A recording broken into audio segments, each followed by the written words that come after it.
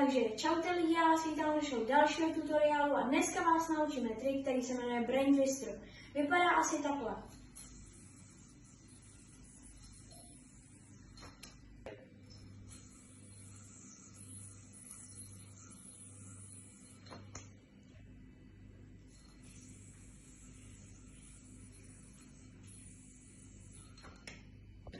Takže vyhodíme je do front stylu, což je takhle, tohle je front style. Potom dáme semka levý ukazováček a pravou rukou podmotáme pod jojem string a dáme na ty dva zbývající, jak tam jsou namotaný okolo prstu. Potom to takhle o 360 stupňů vyhodíme od sebe a potom už jenom takhle podmotáme, jakoby že vymotáním k sobě, ovšem namotáme bindem a je to hotový.